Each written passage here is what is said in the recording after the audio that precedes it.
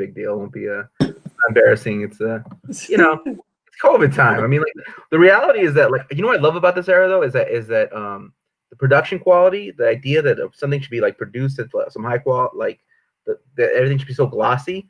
That idea has gone down. And the idea that is it content, is it interesting, it has gone up. You know what I mean? 'Cause even Absolutely. like yeah, because even Saturday Night Live's on Zoom now. You know what I mean? So Yeah. Well, it in many respects it democratizes the space when you have fewer requirements to get something out there.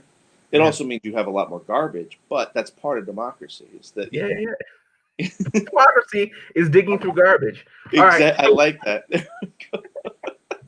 and we are live, and we're joined this hour by Dr. Nolan Cabrera. I'm really, really thrilled. He's got some great work in the past, but he's got some new work now, and I'm really interested in talking about what you got coming up. Can you tell us a little bit about this new book, White Guys on Campus? Absolutely. So over the last, I've been talking to. It's exactly the way it says. I've been talking to white guys on college campuses for the last decade or so. And the general idea was like, if you hear the word diversity or race or it always locates the problem within communities of color, Mm-hmm. right? Or if it's like a critical race theory analysis, it's one that identifies a targeted population, but doesn't understand the unconscious habits and social structures that led to the marginalization in the first place. So essentially, you have an effect without a cause. And so what I wanted to do was to bring this in as sort of a complementary analysis, the one that said, here's what's going on the other side of it. But that meant literally that I've spent, hundreds and thousands of hours talking with white guys on college campuses about issues of race. That's the basis of the book, and it's really fascinating because the number one thing that people said when I wanted to do this work was they're never going to talk to you. They either don't have a lot of opinions about race, or they're going to be really kind of politically correct in your face. Yeah. Not at all. They tended to open up quite a bit. What I actually found out, and this was one of the weirdest social dynamics that I found. They wanted to talk about race. Sometimes I didn't have to, no prompts or just a minimal prompt, and they just run with it. And it was kind of like, when you have a balloon that's really, really, really, really filled up, and you just try to start letting a little air out, and then your finger slips and everything comes out. That's what these interviews were like. And I wanted to know what was going on there. And the guys were consistently saying, well, there's so much political correctness out there. There's so much political correctness. I'm censored by political correctness. And I'd be like, okay, that's an interesting statement. That's a very bold statement. What have you experienced? And what was really weird was that they would always say stuff like, well, it's not, it's a feeling I've got. It's something I intuit. I could never pinpoint, with very rare exception. There were a couple, but with Yeah. very rare exception, I could never pinpoint a really terse interaction, a time where someone really got called out. All Yeah. the things that you hear about in the mass media. Oh, call out culture and these, sensitive millennials and all this stuff. None of that stuff was going on here, in a pragmatic reality. They Right. just had this feeling that political correctness. I can't talk openly about race. And at the end of the day, so, it became this sort of imagined world that they had created that's totally divorced from the real world. Right. But it was always this projected, imagined world. And so, I said that they were. This is me being kind of an academic smartass. Mhm. I called it them ghetto boysing it because their mom's playing tricks on them. Yeah. So, So, yeah, go ahead. No, no, no, no, go, please. go. No, no, no. Well, okay, well, I was to say, like, okay, so like for them, they're talking about a feeling or an intuition or like a sensed hostility or something like Yeah. that, right? But for I mean, I know I can speak for myself, but I'm curious about you. I mean, like, how did you experience race in going through your educational process? Like, when was the first time you got punished for being a smart Mexican or smart brown person? When was the first time that happened? Oh my God. Well, I mean, it was kind of a constant process. You got to understand. I come from McMinnville, Oregon. Mhm. McMinnville is a small town. Right now, it tries to pride itself as being kind of like Napa Valley North. When Mhm. I was growing up, it was a small town farming community that was in the process of growing up, but wasn't quite there yet. So it was 90% white. It was, you know, and I remember really vividly. You talk about a strange intersectional analysis. Um, One of the special ed kids in our class, a white girl in fifth grade, kept calling me the N word, Yeah. like and it was like overt, like in my face, and first of all, it didn't make sense to me because I was like, first of all, I'm not black, and second of all, why are you using that word? But it was just anybody who was non-white. It was a really, really clear thing. Yeah. But then what ended up happening was that um, it's funny you said that about being a smart Mexican. Um, that was the mantra when I was in high school. You can't be smart, or you can't be Mexican because you're too smart. Yeah. Because I had perfect grades. I was in all the honors, AP classes, all that stuff, and consistently people were telling me, "You can't be Mexican. You're too smart." And when I got into Stanford University, it became, "Well, you're Mr. Affirmative Action." And that was the moniker that stayed with me for basically an entire year. And it was very clear that there was a strong racialization. It usually came in the form of a joke. Like folks would be like, "Ah, come on, don't take it so seriously. I'm just playing around." But after the course of 1, 2, 3 years, that joke starts to get to you a little bit. And Yeah. I actually remember really vividly. There was one time it got to me. When you just had it. You just can't deal with it anymore. Um, and I remember really, really vividly. Um, there was a there was a girl at the end of the hallway. I think it was third hall, and she saw me. She thought she recognized. She thought that I was somebody else, and she yells really loudly, "Look at that spick walking down the hallway!" And it was one of those things. Like I learned later, she and her friend, like that's the way that they mess with each other. But she just caught it, just built up for so long. I lost it. I made it to the end of that hallway. I made it 60 yards in 3 seconds, and I was just charging. And thankfully, I don't even know. It was just blind rage. And thankfully, one of my homies on the football team uh, was there and grabbed me. He was one of the big linemen. He just grabbed, held on, and she just took off. And that allowed me time to calm down. But it was just this constant. It didn't stop. Couldn't, can't stop, won't stop in the negative way. And but it was something that just I constantly experienced. And so and so then to have, in contrast, in contrast, to see these guys in these racially, coming back to the book, in these racially homogenous white environments, constantly thinking of themselves and framing themselves as the real victims Yeah. of race and racism. It would have been comical if it wasn't so tragic and have such dire consequences in the Right. process.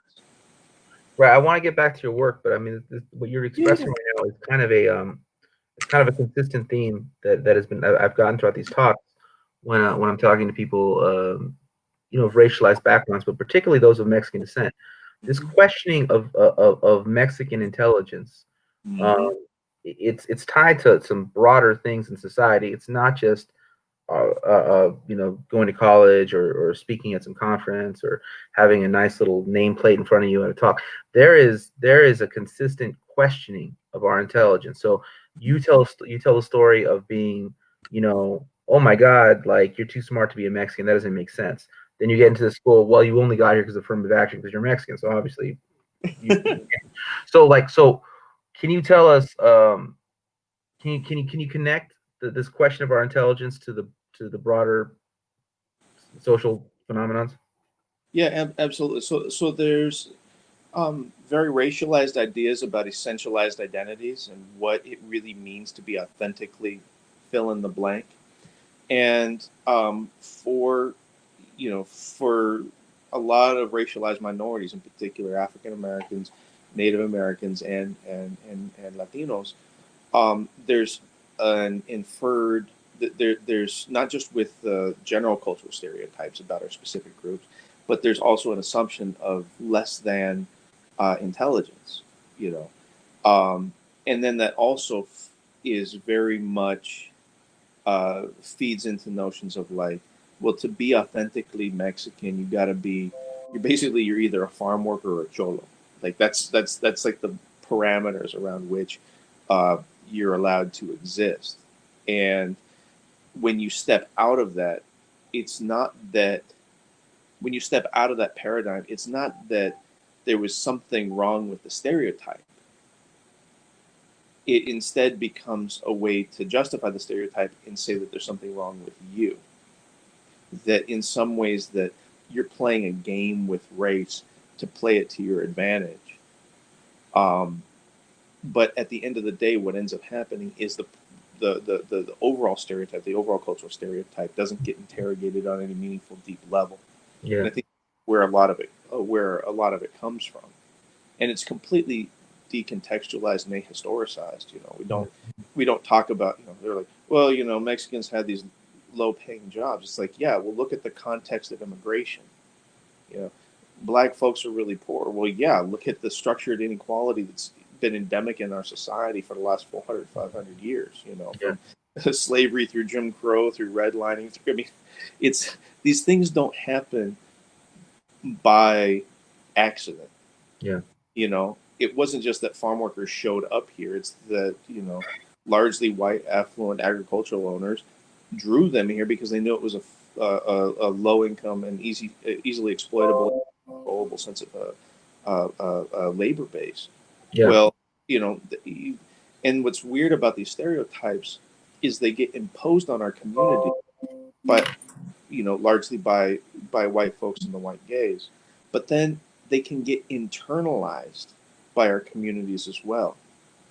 And that's a really interesting part about it, where you know we still I thought that in you know I honestly thought in the 90s we kind of got past the idea of you know our cultural authenticity and who's part of this boat and who's not, but you're seeing it pop up back again, you know, who's you know, and being on college campuses a lot, I see it all the time, especially in cultural centers. And please keep in mind, I'm not talking mess about cultural centers. These are some of the most important sort of counter hegemonic spaces within institutions of higher education. However, there are still conversations about cultural authenticity. Who is who is really really black? Who is really really brown? Who is really really you know all these different components to it. And for me, it's like I start from the other direction. I already am who I am in my cultural orientation, and then we build up what constitutes that culture from there. Yeah, no, you definitely see that pattern. But I just wanted to like, I really, we'll get back to your book, but there's a couple of things that you said that are Thank you. really interesting to me. I mean, I talked with a scholar, Rudy Madrigan, who's pursuing his PhD at UCLA in like this kind of sports science, and we were talking about this concept of boxing. We're talking about the sport of boxing, but we're talking about the concept of Mexican style fighting, right? And it's seen as like uneducated, it's seen as brutal, it's seen as just like a come forward, straight ahead slugger. And yet Mexico has the second most amount of world champions in boxing history, right? And this idea of the idea that you can't be, the idea that you know that, but first of all, it's impossible for them to have won so many championships and not be skilled in thought, you know, and thinking about what they're doing and being intelligent fighters. That's not possible. Yeah. But secondly, every time there's a Mexican boxer that comes and they have like they show some good defense, or their combination punching is very you know, unpredictable, or they do something with skill, right? You'll always hear the commentators say like, not your typical Mexican slugger, not your typical Mexican slugger. Marco Antonio Barrera, not your typical Mexican slugger. Juan Manuel Marquez, not your typical Mexican slugger. Ricardo Lopez, not your Mexican slugger. Well, now you just listed like all the great world champions, right? So you list like all these 20 atypical Mexicans, right? So it seems like every time we do something and there's in a field and we display excellence, we become these atypical Mexicans. So this concept of atypical Mexican is very interesting to me, and I think I believe I'm talking right now to another atypical Mexican. So I mean, how do we over? How do what can we? I feel like I myself, and it's not about me because it's about you, but like I myself have done certain things here and there, and I can't escape this. I can't escape this until we all escape this, and you can't escape this until we all escape this. So what can we do to collectively escape this thing? I mean, like this constant questioning. Like, yeah, I got here because I worked hard. I got here because I wrote this book. I got here because I was up till 5 a.m. preparing to speak today, and I only got 3 hours sleep. Yeah, that's why I'm here. Yeah. Like how do we like convey?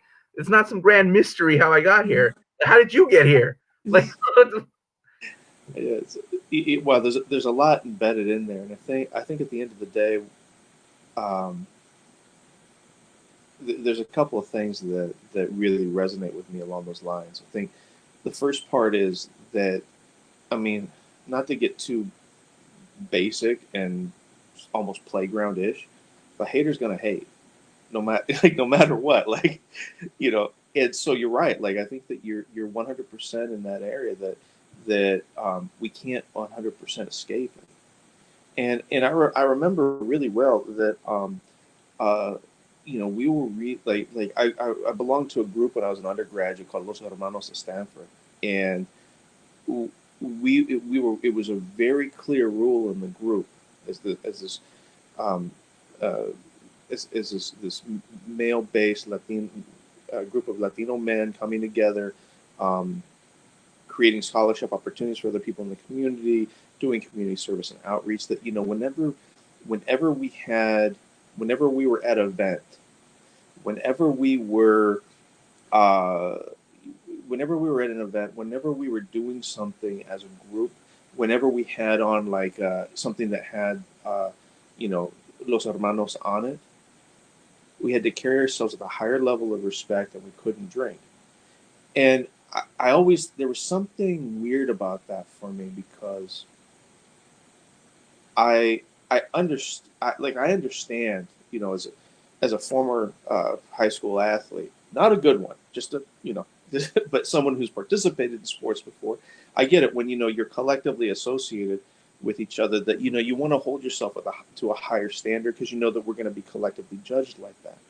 But there was always something at the back of my brain that always annoyed me because the white frat guys never got judged like that, and I think the larger question, because we were intentionally trying to disrupt the stereotype of like the drunken Mexican and el borracho and all that stuff. At the end of the day, it was sort of like, I understand being presentable and doing that, but how far does respectability politics actually advance us?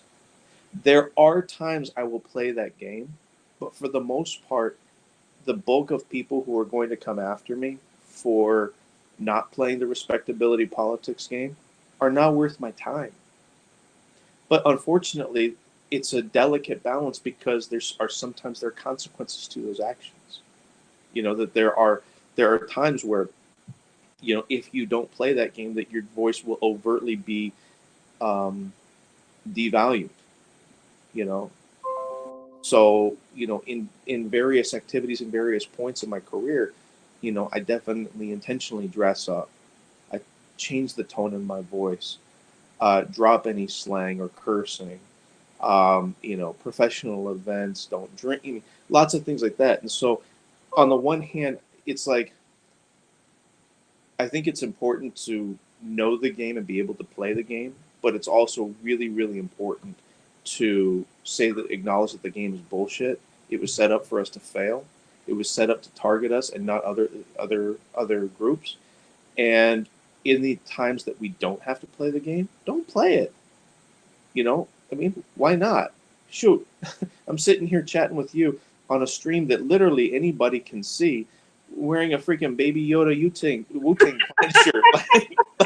You know, yeah, I am playing that game when I don't have to. right, You right. Well, what I would want to say, I mean, like the thing about it is often consequences, and they're not often just felt by ourselves. I mean, there's consequences that are felt by like the organization we're part of, or whatever. I mean, so it's like that sometimes there's just no way around it, right? And there's always like kind of tragic moments, and anyways, but like I say all this to say that you have your stories, of being punished for your intelligence. I have my stories. I just was talking to Lupe Corazon Cardona. She has her stories. We have comments in the section here from Karina Creek Pais. She attended Columbia, so she has her stories. We all have stories of being punished for displaying intelligence. Yes. And that is in that context, coming from that experience of having real experience with getting slapped around, like maybe not physically, but like emotionally, spiritually, psychologically, Yep. Your entire life, you went about collecting the stories of white people, white guys who intuit that maybe somebody don't like me, right? So what was that? Before we get into the content of the book, what was that like? I mean, I can't even imagine. All right. So I'm gonna throw my cards on the table here. And this Yeah. is this I wanna frame this as um, this is part of my both my personal development, personal awareness, and I don't want this to come off in any way as like a poor me story. I very much um, I believe very much in the Hunter Thompson buy the ticket, take the ride. And I bought this ticket. I'm taking, I'm all in going with it. That's a self-inflicted wound. I mean, that's what my dad used to tell me when I get hungover. You'd be like, "That's a self-inflicted wound." So, Yeah, exactly, exactly. So what I didn't realize, because you train in social science methodologies. Mhm. You go in, you're very rigorous and methodical with collecting data as you're going through everything, and and I definitely appreciate a lot of components of that approach. But what they don't theorize very much is, because a lot of times there's conversations about the politics of representation, and a lot of that comes out of like anthropology. I'm a white anthropologist going into marginalized community X. What is my responsibility vis-a-vis these inequitable power dynamics, right? Very rarely do people talk about what happens when either directly or indirectly that the data collection space becomes hostile, racially hostile towards the interviewer. And most people, that makes sense because who want like you know if it if I'm a you know if I'm a black scholar, why would I want to go interview the Proud Boys? If that let someone else go do that. Um, but what happened, and I didn't realize this, and this is where the literature on microaggressions comes in really importantly. And actually, let me back up really quickly. Do you think the crew watching online is going to know, like, not in the popular discourse and dismissively, but like what microaggressions are actually, or should I take a second to define it? Um, microaggression is pretty common phrase, I think. But yeah, why don't you describe it? I mean, like this can be All right, seen by a wide variety of people all at a right. later age. So Yeah, I yeah. don't have a sense of your audience, and so like, I don't want to talk down My to them, but audience is all over the place. So I mean, like these are poets, these are like intellectuals, these are I'm a political poet, so that attracts what attracts.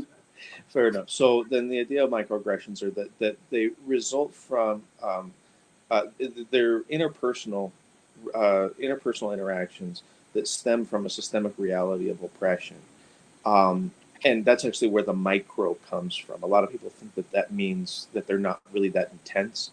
No, it means it's a micro process between individuals. They can be really intense and really uh, verbally harassing, but they are ways that folks can either it basically reminds someone of their marginalized status, reminds them that they're seen as different, can question their intelligence, can question their being. But what's really insidious about them is that because they're not direct, they're not usually really overt and in your face.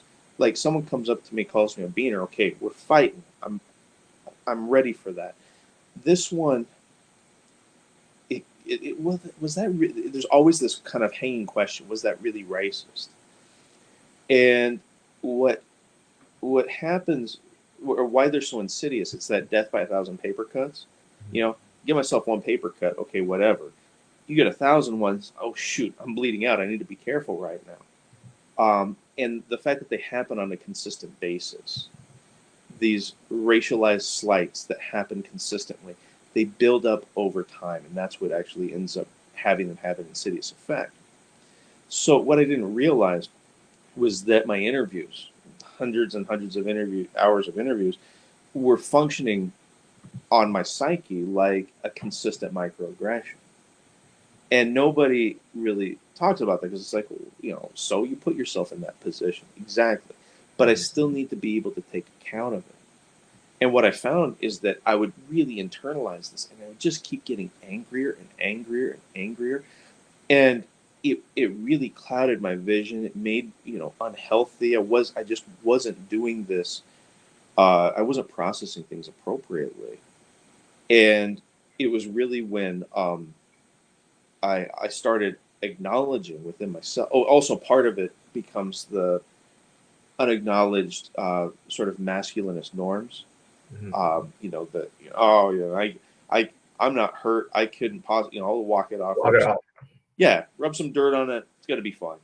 Um, and no, like just not acknowledging it, not engaging in it, doesn't make it go away. And this isn't like a cut on my arm. It's not going to heal by itself. And so I actually had to start acknowledging, yes, like I have been hurt by these, uh, by hearing this constantly. It's sort of, it's almost akin to like, um, like a trauma counselor who hears these stories constantly. It's not as bad as the person who's experiencing the trauma, but you still feel the residual effects of it. And if you're not careful, it can drive you nuts. Well, that's how I was kind of processing a lot of this stuff, and not in the most appropriate ways. So, yeah, I just had to acknowledge that the hurt was there, and then really feel, like overtly feel, know that okay, this is how I'm processing this. This is where this is coming from. I'm not okay, and I need to be okay with that. I need to be able to talk about it. I need to be able to process it in other spaces. I need to create space for me to overtly process this because the anger and rage that was simmering right beneath the surface was not healthy in any stretch of the imagination. Yeah. Yeah. So tell us. I mean, after your extensive research, why is it so difficult to be a white man in America in 2020? Smart Alec.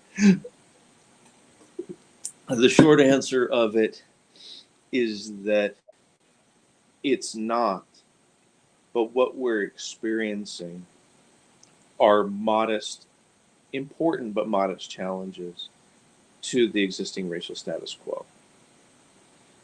And there's a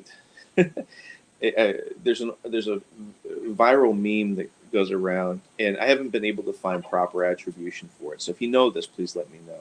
But it's that whole idea of when privilege is normal, equity feels like oppression. Mm-hmm. And we're not even to the point of actually getting equity. It's that, a lot of times white folks consider race to be a zero sum game.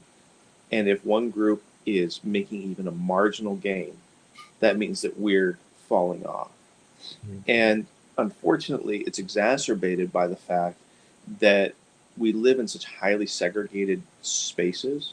Mm-hmm. And a lot of those spaces that are highly segregated it means white segregation. Like, there are some demographers who argue that we don't live in very segregated areas, but when they run their analyses, it's like the areas that they say are integrated will be like Black and Latino mixed neighborhoods, and you're like, well, that's not exact, that's not what we were talking about historically.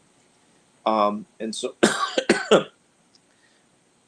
if you don't have to see the lived material conditions of people of color and how it's easy to buy into a lot of, well, I'll just be blunt, the propaganda that Fox News puts out there, that there really is no racial problem, that uh, you know basically Jesse Smollett is the extent of the racial problems, that it's all a bunch of racial opportunists, and white privilege doesn't exist. I actually got in a lot of trouble because my book developed a concept off of white privilege called white immunity, and of all freaking Breitbart picked that up, like said, "Oh, here's another crazy leftist liberal professor," and I'm like, "Do you honestly have nothing better to do with your time really.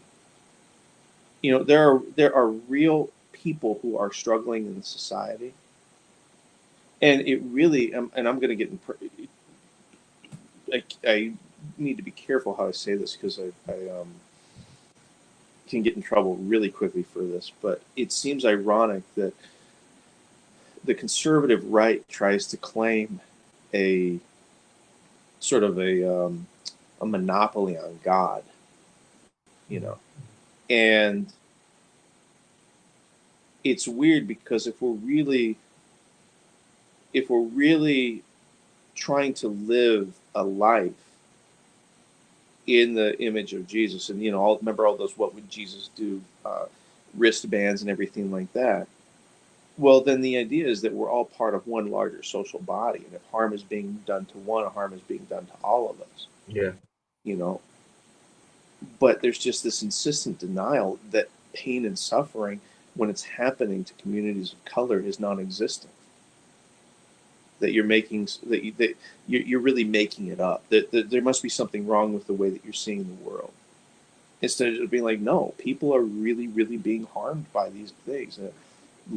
Ridiculous amounts of infant mortality rates, the lead poisoning that's still occurring in the Flint, Michigan water supply, the fact that as a result of the coronavirus, that Black and brown and Native communities are getting harmed at disproportionately high rates because of the structured inequalities that we have in our society along racialized lines. It's this willful racial ignorance. And actually, the philosopher Charles Mills, this is a very old thesis, like 20, 25 years old, he theorized that white supremacy is predicated upon an inverted epistemology or an epistemology of ignorance. That is, willful, structured ignorance Yeah. is a core foundational component to the persistence of racial inequality. So can you speak to us a little bit more about the epistemology of ignorance? Or an ignorant epistemology? Yeah, and that's exactly what it is. That it's not just that you don't know, but that your brain is so. We think of ignorance as uh, I don't know who the first draft pick was in the 1995 NBA draft. Hmm. Oh, look, I looked it up on Wikipedia. I'm no longer ignorant of that. This is a different type of ignorance. It's a willful type of ignorance. It's an ignorance when even with um, even with data, even with information, even with stories, even that any sort of contradictory information, that you find ways of dancing around these issues, that you don't ever really challenge your underlying belief. A lot of it goes back to what Eduardo Munoz Silva talks about as a colorblind ideology. And again, ideology, we think about it as a um, as sort of like, oh, I'm liberal, oh, I'm conservative, oh, I'm left, oh, I'm right, I'm libertarian, I'm social, And what he talks about is more that an ideology in this sense is a strong set pathway for processing information that will in this sense, color blindness will constantly lead you in that direction. No matter what the information is, it's going to go down that path. It may take a couple of extra turns depending upon how much information you get, the quality of that information, how convincing that information is. But the overall issue is that at the core, you do not have to really consider the pain, suffering, and harm that's being done to communities of color as a result of systemic racism, as Yeah. vis-a-vis being a white person. Yeah. So this intuition, this kind of what they were talking about. What specifically? I mean, can you share with us just give us a morsel of some of these these drawn experiences. Yeah. So probably the biggest one was what I call a yes but, and this was sort of the mechanism that uh, that a lot of them maintain their epistemology of ignorance, and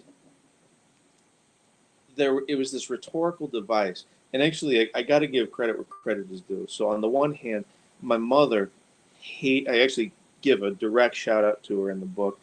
in this section because when I was a kid, she hated it when I would say that term. Either my sister or I would say that term because it was immediately dismissive of everything I said.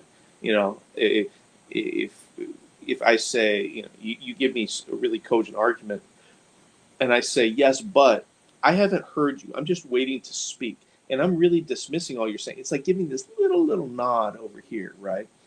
And then I have a footnote that no one ever reads because my publisher didn't want it in the text itself. But it says the other end of it is that my pops, he used to call that rectal reasoning, that yes, but. So I know I have a semi-juvenile sense of humor. I get it. But the point being that it would always be this proverbial yes, but, right? Mhm. Uh, yeah, racism exists a little bit, but it's really an economic thing. Yes, race is an issue, but minorities are overly sensitive on it. Yes, but, yes, but, yes, but. And it was weird because that's what, going back to that epistemology of ignorance, that that comes back to some really core um, issues that people were dealing with. Because, you know, there was one time I really thought that it not had this guy, but I had an opportunity to really have someone self-interrogate. I really thought, and actually, this isn't in the book. This is in my follow-up studies that have been uh, going off of this. Um, uh, this guy said he was really dismissive of how of or actually, it wasn't even dismissive. He was uh, um, highly critical of black parents teaching their kids about racism. He's like, they're just reading reading race into an issue that's not there. I mean, you've heard this before. Well, here's what was fascinating. This guy was a self-described conservative Zionist Jew. And so I said, well, you know, and he was highly critical and highly aware of anti-Semitism. So I was like, well, now this is interesting. Explain, you know, how did this happen? So he explains in his personal history um, uh, how he's like, you know, two generations removed from the Holocaust, and how this is so, you know, important, and how it that um, that horror just came like that, and you know, but how it built up, and how growing up, his dad so sensitive to that specific area, really wanted him like would point it out. Look, that's anti-Semitic. That's anti-Semitic. That's you know, and and I said, so why would he do that? He's like, well, it's a matter of survival for our family. And so then I said, well, how is that different than a black person teaching their kids about racism? And he stops, pauses, and he looks at me. He's like, I see what you did there. I see what you did there. But what was interesting was there's this opportunity here for him to, you know, to think about what he did, to process, to, you know, maybe say, look, there's nothing wrong with the way that I process this, but, um, but maybe there's something wrong with the way that I'm interpreting other people's actions, other Yeah. communities' actions. At the end of the day, though, again, all these rhetorical shifts, he just said, anti-black racism doesn't exist, but anti-Semitism does. Yeah. And I'm like, Yeah. Well, I mean, well, there's the material world around us, and we can see yeah, that things exist, right? But I think that when you talk about that, I mean, obviously, the driving connection there is the connection with power. I mean, when you talk about being a Zionist, you're talking about a disproportion of power, right? You're talking about being like like a white presenting person in America. You're talking about a position of power. So you're like, this is my power. Like don't challenge my power. Like absolutely. it's pretty consistent. It totally is. It totally is. But it's really been fascinating how Yeah. quickly, how a core mechanism of maintaining that power Mhm. is turning yourself into the perceived victim. And Yeah. the one that's really frustrating for me right now, and this one just, how I got this on tape, I have no idea. But the piece that I'm working on right now, again, this is the sort of the follow up to the book, is white guys using the N word, and they talk to me about it openly, Yeah, yeah, constantly. They no problem. Yeah, yeah. yeah. This is it just happens all the time. And here was the weird part: they'd say it with a hard R. I thought, okay, we're gonna because I started kind of getting clued in this in my next round of interviews. I'm hearing this a lot. Let's really formalize this. Let's really start talking with them about this directly. And as soon as I opened up that gay, I thought that it would be like, oh yeah, I'm listening to fill Not in too the long. Yeah, yeah, rapper of the day song, yeah, singing along to that, say the N word with the soft A, hard R is totally racist, all this stuff. Mm-mm. Almost 60% of them either heard or used the N word with a hard R. yeah. But then I'd say, well, why do well, where do you hear it? Where do you say it? And it was always among other white men. And it'd be like, well, why is that? Well, because a black guy would want to fight me. And it's like, well, that's probably true, but there was never an example where a black guy actually wanted to fight. Right, It was right. always again this imagined, you Yeah, know, athletic black dude who's going to come in, you know, running around ripped like Terrell Owens, who's going to punch you in the face. For yeah, it's like again, it's this instead of saying I'm doing something wrong, it's an environmental feature. It's massive racial aggression on their part, and then this imagined racial aggression on the part of racial minorities. And I yeah. think that's what was really frustrating was that so many of these narratives relied on imagined racial aggression on behalf of racial minorities to Yeah. exist. Like that was really where it was.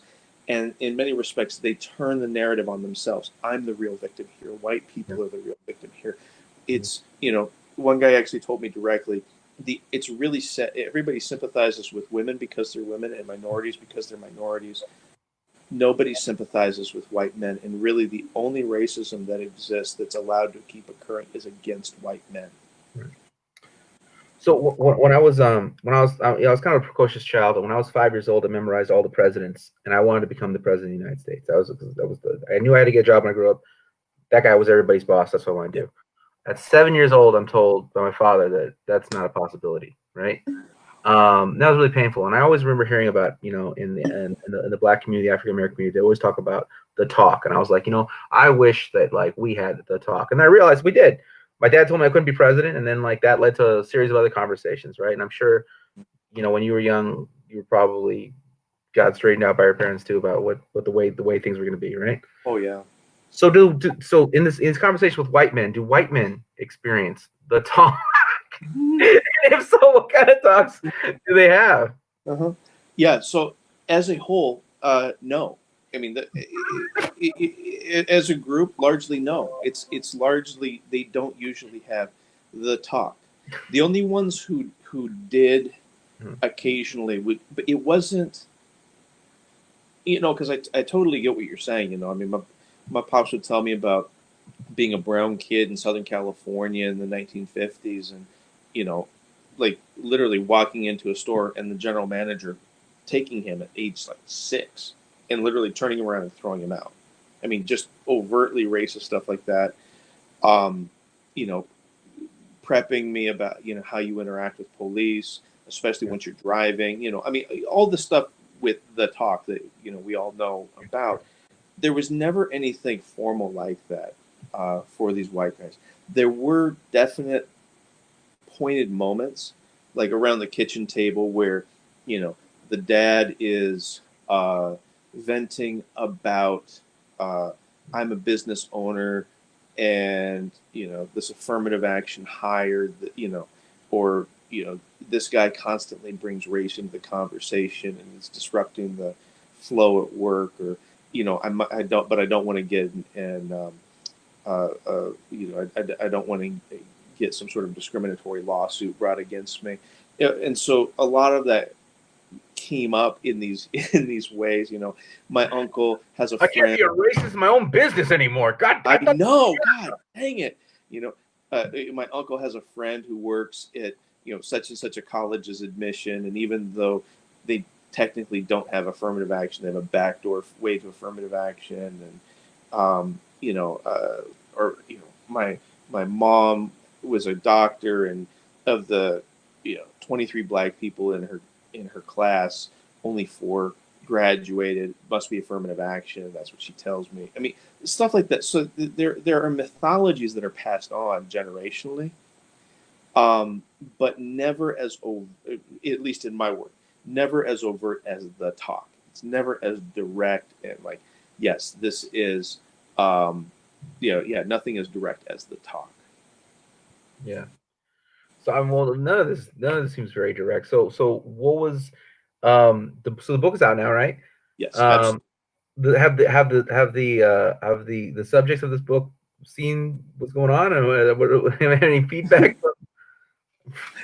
So it's been really interesting, um, because really this book tends to circulate well, but mainly in progressive circles. Mhm. It's weird because a lot of the guys who should be reading it are not the ones who are actually reading it, which has been kind of an interesting dilemma. However, having said that, let me see if I can find this really quick. Because so much of their um, uh, because some of the more racially progressive white guys have actually read it or heard about it. Um, that's been the feedback, that I've been getting, and it's been really fascinating because a lot of them cringe looking back at themselves at that age, but also see it as important growth that they've been in. Do you have a second? 'Cause I found an email that one of them sent me. Yeah, of course. I mean, we got some. All right. So I'll make it anonymous for these purposes, but you'll get the general idea. Yeah. It says, I was one of the people you interviewed years ago for your project on white male undergraduates. I was chatting with a friend, and I found an article you wrote, and I was really disappointed to read about how terrible my white undergrad colleagues seem to be, in particular about the kind of backlash you described, the pathetically insufficient diversity emphasis on class requirements. Cringily skimming back over my transcript of our interview did give me some hope, though. Whatever kind of vague racial awareness I had as a 19-year-old, it's a lot more developed now. Anyway, the reason I'm emailing you, here he said, I also mentioned being inspired by Slava Zizek in an interview. Ugh, he's coming to speak at my grad school in a couple of weeks. I'm considering pushing him into the river. I was like, don't do that. Anyway, the reason I'm emailing is that one thing I noticed in the article and think in relation to my experience was the extent to which your interview was a practice of care in and of itself. You opened up this really vulnerable space for you, I think, and the participants to engage seriously in race dialogue and created opportunities for critical engagement along the way. It wasn't just a what do you think about race, but actually a kind of gentle confrontation. It must have been really difficult to be confronted with the things you heard in that vulnerable space. It was really formative for me. I majored in African studies, and so I could get an education on race. But I think that experience helped to change my, let's say, affective orientation, the way I approach the information and put myself into it, developing my racial consciousness, something like that. It's a thing that I'm really, really thankful for, and I haven't really thought much about it. About interviewing might be praxis up until this point, but I guess it raises some interesting possibilities too. Yeah. So that was, and yeah, it feels self-aggrandizing, but maybe that's definitely an outlier for the book, but it's an important component there that you know it needs to be that gentle No, confrontation. I don't think it's self-aggrandized at all. I mean, I think that's the goal of a lot of this is to make things better, to make the world better, and to have participation, making the world a better place. I Yeah, mean, it's fun to shit on people who like refuse to see the world as it is, but like that's we can only have so much fun. I mean, yeah, also gotta try and we also gotta try and change. I try to exactly. change the way things are for us. I mean, it's not so it doesn't continue. So Yeah, no, absolutely. I don't And find that kind of no. yeah, and that's the thing is that we had sort of two divergent opportunities to do that. One is through by supporting and uplifting the marginalized communities and uplifting those voices, and on the other hand, it's trying to find the sources of that marginalization and disrupt those as much as we can. And again, they're two sides of the same coin. Yeah. So we have a comment here. It says, it's in their genetic chain. They fear what their ancestors have done will be perpetrated on them. Is there a lot of fear of that? Is there like a fear like, if they get too much power, they're gonna come after us. Yeah, that's it's not as clear cut as that, but I definitely think there's something there, because on the one hand, it's I don't minorities have it they don't have it really that badly right now. However, and this is where you start to get to that issue, I don't want to be treated like a minority.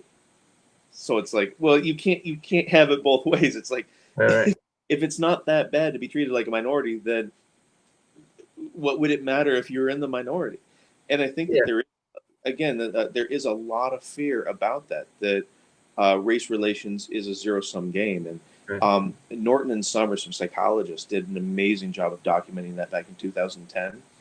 And it was a pretty straightforward analysis. It was just, how prevalent an issue do you think that anti-white discrimination is, and how prevalent an issue do you think anti-black discrimination is?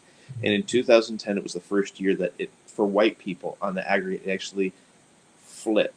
That they actually thought that anti-white racism or anti-white discrimination was a bigger and more prevalent social problem than anti-black. And it's one of those things that it makes sense that happened in 2010 because you have President Obama and all these different Yeah. things that Right. you have a lot of black people representation in his cabinet. You have a lot of black celebrities coming to his supporting him, and so it creates a really warped view of the world. And I definitely though think that people are concerned about being treated. I think that they definitely kind of know on a base level that the way that they've gotten to where they're at is not necessarily kosher. I think that they kind of know that if they were treated the way racial minorities are, that they I don't think they would be really happy about that. Yeah. I mean, yeah. Situation where people, warped is correct. I mean, talking about. I mean, I'm not saying everybody, but talking about the type of people that would express these politics. The type of people that would be warned not to and eat chili they can't handle, and then call it Montezuma's revenge. Like, what are you talking about? Yep. Like, yeah, Yeah. Exactly. self-inflicted wounds. This has been great, having been joined for the hour by Dr. Nolan Cabrera. Could you tell us again about where to find your book, the name of the book, who the publisher of the book, and where we can get that in this time of indoors Absolutely. reading? Absolutely. So it's White Guys on Campus, Rutgers University Press, 2019. You can find it on. Let's see. There's a link in the chat box from Barnes and Noble. You can find it on Amazon. You can do it directly from Rutgers. If you're here locally in Tucson or in the Arizona area, I've got stacks of. Let's just say I had a few speaking engagements canceled, so my bedroom has stacks of these books everywhere. And All right, so, so I'm curious now. This is more like a professional question. sure. How many did you get? How How many many do I have? how many books did you buy? Like for your engagements? Oh, like 60 or 70. I bought 300. I'm so Yeah. Yep. Oh Well, my god! Oh my god! Isn't that, oh. uh, no, I get it, man. I get it. Yeah, And full disclosure, yeah, over the uh, because I get them at a discounted rate, but also that there's a weird thing with. I don't want to go into all the details, but there's a weird thing where at different conferences publishers can't sell because of tax, all this stuff. So I have easily bought at least 300 of them myself. I just have 7. This was the next shipment. this So is the next order. Yeah. yeah. What with me is I kept running out, so I would buy them like 50, 60 at a time, Yep. and the book Yep. was really taking off. And it's a poetry book's only $15, so it was moving real fast. Yeah. And I was like, I'm tired of running out. I'm gonna Yep. order 300. I'll have it that should last me through the summer, to my Yep. engagement. Yep. Like, I'm just gonna invest in myself. Believe in yourself, Matt. Invest in yourself. Believe in yourself. Come on. Yeah. You get them at a certain rate, so Yep. put the money down on yourself. There it is. There it is. Oh, Yeah, yeah, no, and that's a tough racket because you always say believe in yourself, but they don't. There are confounding variables in there. yeah, But that's also that's something that we need to talk about with the publishing industry because you know a lot of authors just don't have the cash on hand to be able to front that kind. Like I'm really lucky that that hurt financially, but it didn't. It's not going to break me by any stretch of the imagination. I know some cats were authors who like if they couldn't like turn around and then sell it immediately, oh man, they would be hurting, and that's, so I think maybe my big plug right now is, I know a lot of folks have been, and this is not just about my book, but just about authors in general. A lot of folks have been really celebrating. I'm working my ass off and I'm going crazy because of the Rona, but like, I actually have some time to read some stuff. I actually have some time to do that. Not a lot, not as much as folks think, but I do have some time. Well, make sure that you invest that time and energy appropriately in more localized authors, people who are doing the really critical work, and try to buy it from them directly if you can. yeah, That's so important to support each other in these times because folks have made those investments in themselves and just through things beyond their control, like yourself, you know, it's like, crap. So, let's bail each other out.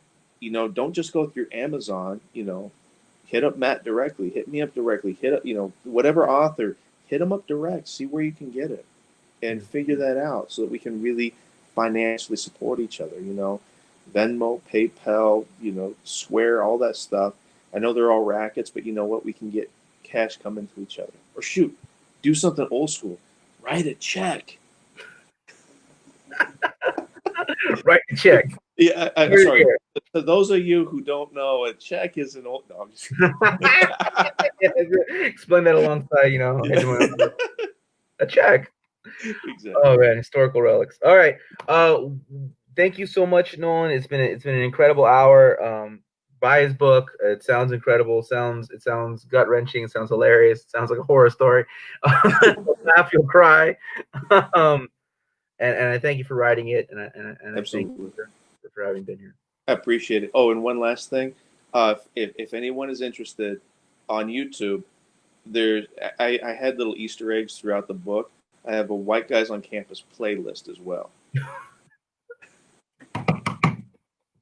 All right, cool. Don't go, Nolan. I gotta tell you something a little after this, but All right. thank you, everyone, and Appreciate it.